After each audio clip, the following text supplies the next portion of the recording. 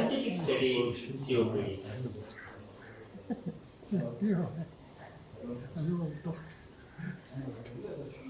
We have done the effect of adjoint yoga therapy on pulmonary function and quality of life among the patients with COPD. So, Dr. Payal sir from pulmonary medicine, Professor of Pulmonary Medicine from MGMCRA, Mahatma Gandhi Medical College Hospital, and Dr. Ananda Balayagavani, Director and Professor of SITER, SBB, and Dr. Meena Ramanathan, Deputy Director of SITER, SBB, and Dr. Madan Mohan, Director and Center for Beauty Sciences, AVMC, co-investigators of this project.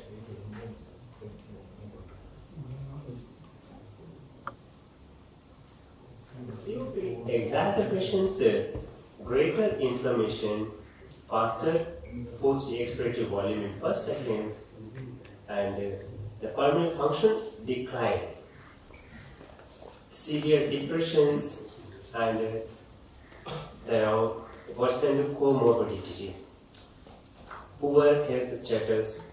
They were unable to do any activities, includes housework, big houses. They cannot do housework continuously. They have to take all the time rest, even walk stairs.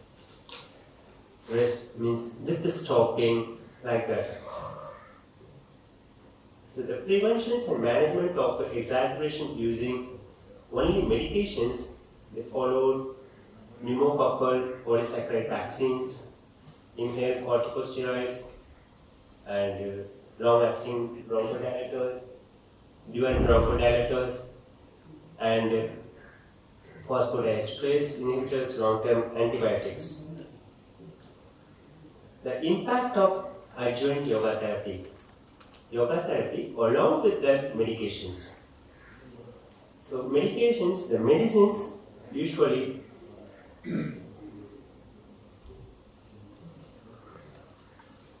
acts inflamed on the airway, and yoga therapy also acts on the same while doing the breathing practices. Different types of breathing practices helps in the easing the airways, as well as it controls the inflammation, further inflammation. It controls the further inflammation as well as the bronchodilator, where the natural phenomena bronchoconstriction happens, but yoga therapy, it just recovers that bronchodilator. So in this way, the forced expiratory volume might be brought under the control, means instead of declining, it improves. That's what we have seen it as. So yoga therapy, 4 weeks of yoga therapy we have given, 3 days per week and 60 minutes per day. The counseling is also one of the important, that means more than 70% it works. The regular practice of asanas and pranayama, and avoid stale foods, take warm water after the bed, wake up from the bed, and always have some fresh fruits and vegetables. The yoga session starts with the beginning prayer, chanting of Om and As Jatis. Some warming up practices so that it will improve the lung function. Following that, we used to observe that we used to practice Athinas. Athinas is one of the modification of practices that is given by the Swamiji Githananda Giri Ji. The first practice is Matsyasana. Matsyasana, when we do the practice after the warming up, it just practice when it goes along with the breath practice, the awareness. If you concentrate your breath on the navel region, then the improvement happens in the lower lobe and the middle lobe of the chest. And after sometimes, if you keep, means after some sessions, if you keep the concentration on the Anahata chakra, mid of the chest, then the breath awareness allows that first means upper lobe of the chest, the benefit to the upper lobe of the chest. So simple practice, that breath awareness, where we are keeping the concentration. If we keep the concentration on the navel region, then the benefits goes to lower lobe and middle lobe. And if we keep the concentration on the upper lobe of the, means the middle chest, mid of the chest, Anahata chakra, then the same practice will give benefit to the upper lobe of the chest. So naturally they get benefits. Instead of going the bronchoconstrictions, it dilates. It allows, the practice allows to dilate. So this is another practice. Mahamudra. Mahamudra is a series of modification of techniques that low, middle and upper. So it's a continuous changing the practice. After that, Shasasana, Shashavasana, Sharavasana, Chirikriya. Next, the pranayama practices. Pranayama practices is the awareness of all the three lobes with the different types of pranayama like Adam pranayama, Madhyam pranayama, Adhyam pranayama. That brings the awareness of breath to the particular lobes. Vastika pranayama, the forced breathing, means concentration in exhalation and exhalations.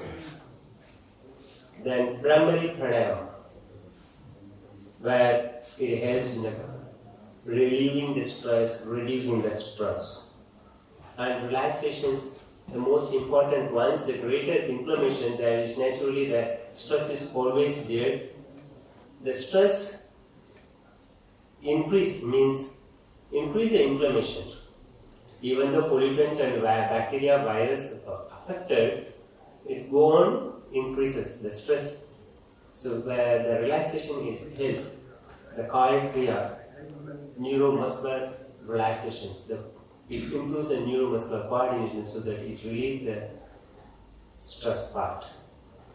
Spanda, Nishpanda, Makarasana and the Savasana, like dead body postures. Dead body in the sense, you must not have any thoughts. The concentration on the breath and the navel region or Anahata chakra. Navel region will bring you more relaxed. Then the session ending with a prayer, again chanting Om. After the sessions of 4 weeks period, the data collection before and after intervention and is statistical analysis. So here we use FAC forced vital capacity and forced expiratory volume in per seconds and ratio of the forced expiratory volume per second and FAC. Whereas the psychology means quality of life, we used to measure with the tools of St. George respiratory questionnaires. It is very good questionnaires that you measure the impairment of the health in COPD, in patients with the asthma and COPD asthma.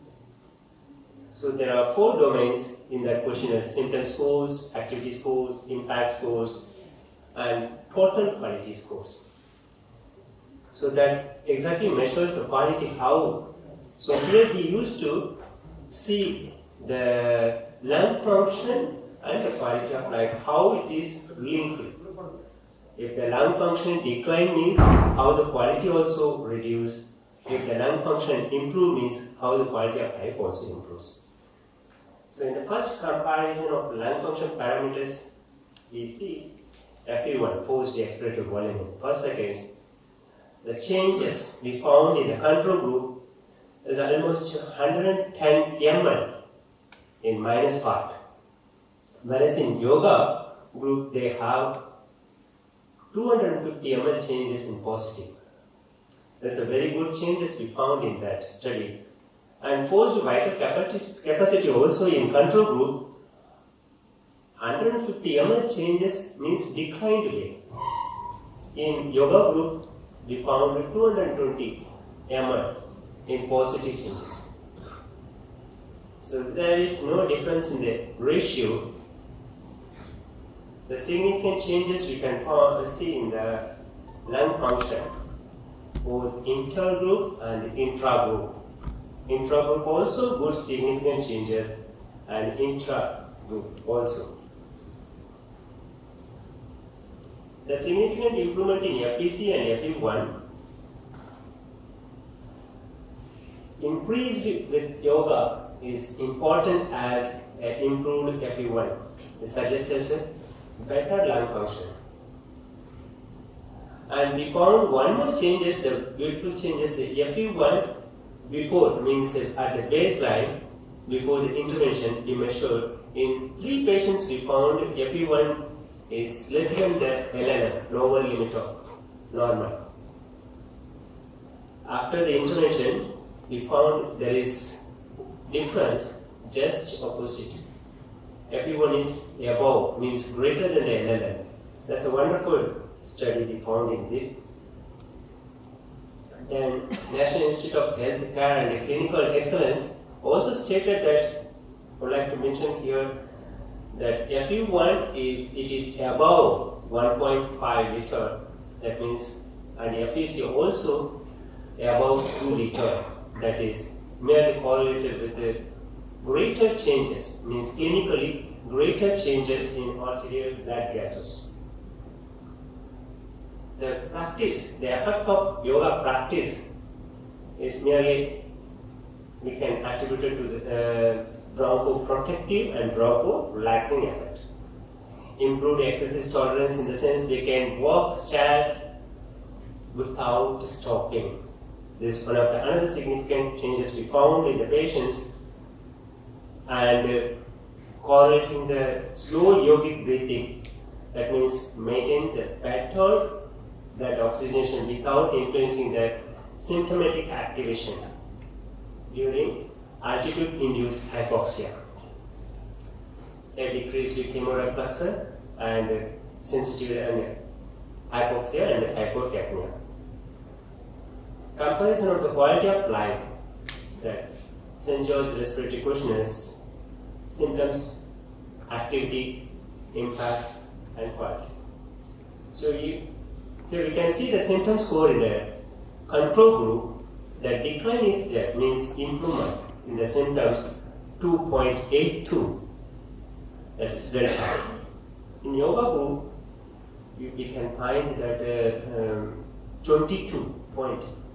It's a good improvement in 4 weeks of yoga practices. The symptoms reduce such a good level. Activity also, that factors which does not allow, inhibits the activity.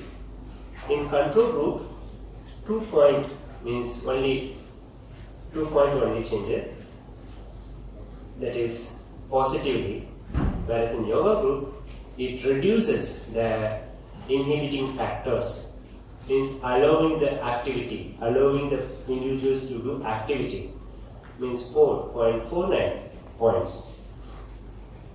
And the same way the impacts also. Impacts in control group means the patients, individuals going along with the modern medical management alone, they used to have 1.78% means points just above, means increased giving. The inhibiting factors is increased. In yoga group we find 4.06 per point, it reduced, the inhibiting factors is reduced. The same way quality also, in control group with 2 point, it just increased inhibiting factors that allows, means they are not allowing the quality to improve. Whereas in the yoga group, it reduced. The inhibiting factors is reduced 5.61. Means as per the NICE means National Institute of Health Care and Clinical Excellence stage, 4 point, if there is a changes cross the 4 point, that shows clinically better significant. So that is also one of the markable points we found, the data changes. So improvement in health-related quality of life. Here we can see that for an individual patient, reduction of 4 points in SGRP score could be illustrated by the following clinical scenarios. They are able to perform all the activities where the COPD exacerbation does not allow. Here, housework they can do without rest, walk stairs without stopping, and they can wash or dress even for longer time, leave the house for shopping or entertainment. Now we are just correlating what is the relation of lung function when you are measuring the forced expiratory volume in first second or forced vital capacity using the spirometry, in which way it relates the quality of life. This we want to see that. So further, this correlation of lung function with the SGRP scores that gives wonderful research how the correlations are. Is of course negative correlation. If the lung function increase means quality of life also improves. Means here the inhibiting factors decrease. That means quality of life improves. So this study showed a significant improved health-related quality of life. There was a significant negative correlation between lung function and the SGRP score. Increasing FVC and FEV1 were correlated with improved quality of life. You can see the symptom scores, how much it is 400 means 0.418 as the FVC and just 2 more minutes. Sorry. So another interesting points we found that there is an association of forced expiratory volume, how much the exhalation, the awareness and the exhalation that relates with the weight, means body mass index. Thus, association also we found in FE1 and the weight body mass index was observed here. The correlation of lung function with the symptoms, you can see that lung function of FEC and FE1 as it is improving from 50 ml to 300 ml, and that were correlated with the improved symptoms, whereas in the control group you can see that is declining, and as well as the symptoms levels are nearly zero and minus 10 only, means reducing but not much. Inhibiting factors are reduced but not much, whereas in the adjuvant means yoga therapy group, it reduced almost to minus 40 points, means inhibiting factors reduced, means improved. In the same way, the activity also, we can see that impacts also. We saw there is no changes in the control group, whereas in the yoga group, there are a lot of changes towards, means reducing the 30 points, almost 30 points. Then total quality also. Lung function with the BMI.